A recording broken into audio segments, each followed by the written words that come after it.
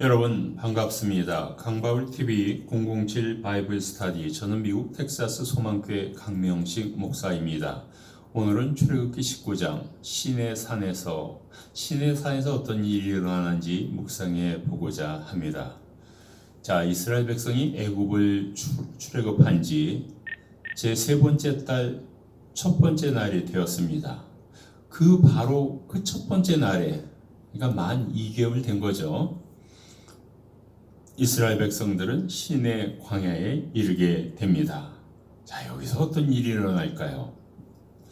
정말 이스라엘 백성들은 험악한 환경이지만 그때그때마다 기대와 소망과 또 희망이 있지 않았을까요? 오늘은 어떤 기적이 일어날까? 오늘은 어떤 일이 일어날까?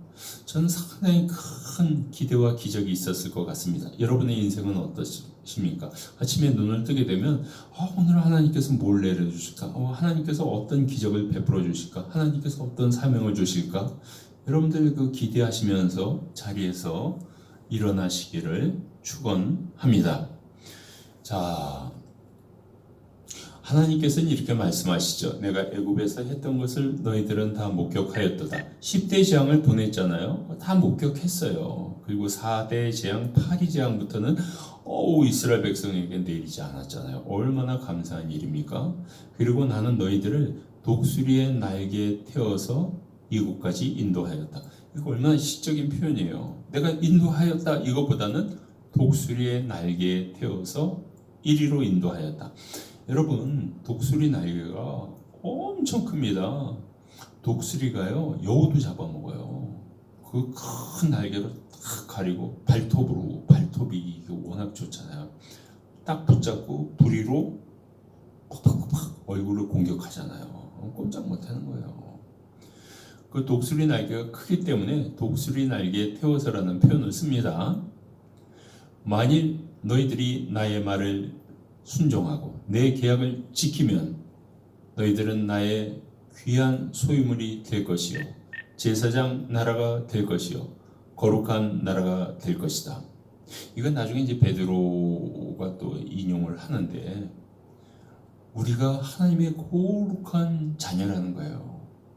또 제사장 국가라는 거예요. 제사장 국가는요, 하나님께 예배드리는 그 국가라는 거예요. 그러니까 주의를 지키는 국가라는 거죠. 또 거룩한 나라가 될 것이다. 우리는 하나님의 계명을 갖고 하나님의 사랑을 갖고 있는 하나님의 거룩한 나라이죠.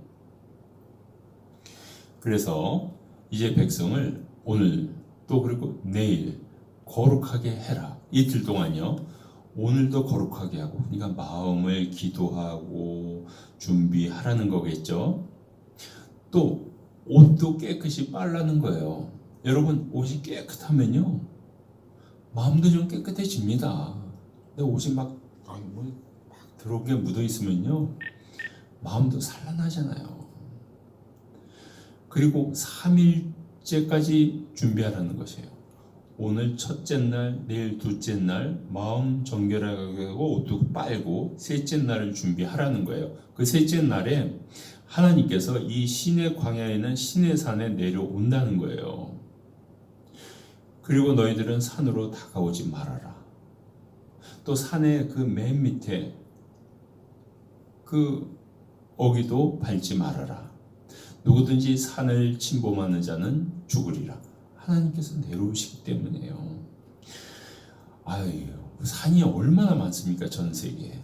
에베레스트 산도 있죠. 백두산도 있죠.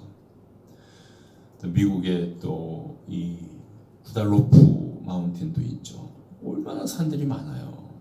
근데 다 거기 시내산에 내려오시겠다는 거예요. 왜 내려올까요? 궁금하시죠? 그래서 이제 셋째 날 아침이 된 거예요. 근데 이때 아침에 천둥이 치고 번개가 칩니다. 그리고 산에 깊은 구름이 뭉게뭉게 피어납니다. 그리고 커다란 나팔 소리가 들립니다. 여러분, 나팔 소리가 언젠가 들리게 될 때 그 예수님이 재림하는 나팔 소리입니다. 그래서 그 진영에 있던 모든 사람들이 막 떨기 시작해요. 여러분, 자연현상 그 바람 불고 막 이러면 여러분 떨리지 않으세요? 무섭지 않으세요? 시내산이 연기로 가득 채워지게 됩니다. 하나님께서 이 시내산에 불 가운데 내려오셨습니다. 더 큰 나팔 소리가 들릴 때 모세가 이렇게 선포합니다. 와, 진짜 하나님께서 이스라엘 백성을 인도하시는 게 맞구만요. 시내산에 내려올 때 그냥 내려오면 뭐 사람들이 인지하겠어요. 이러면 내려오면 깜짝 놀랄 거 아니에요. 하나님께서 시내산에 내려오시고 모세를 산 꼭대기로 부르십니다. 그리고 이제 모세는 내려가서 백성들에게 경고하라는 것이에요. 여호와 하나님을 만나서 죽지 않도록 하라는 것입니다. 그래서 제사장들이 하나님께 다가갔는데 이들도 자신을 성결케 해야 합니다. 왜냐하면 여호와께서 그들을 진멸하실 수 있기 때문입니다.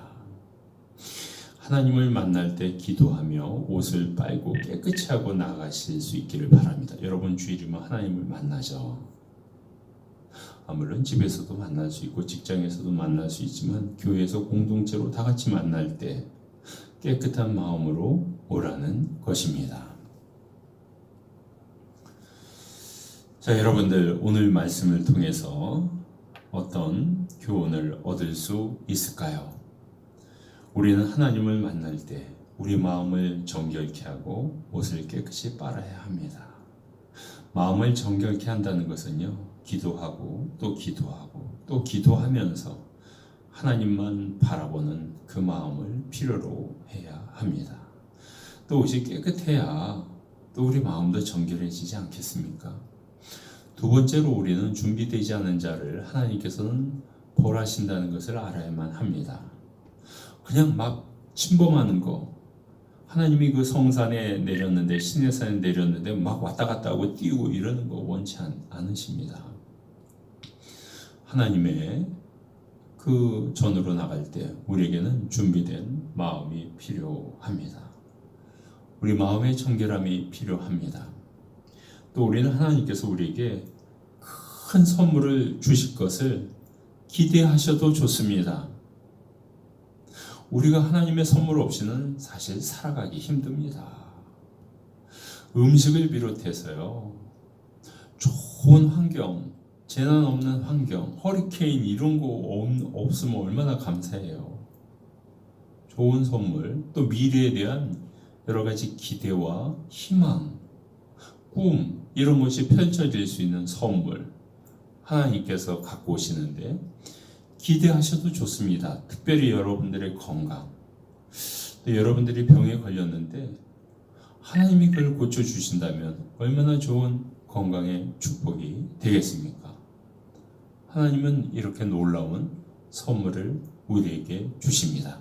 그러니까 하나님께 나가실 때요, 기도하시고요, 마음을 깨끗게 하시고요, 정결한 옷으로 나가시기를 축복합니다.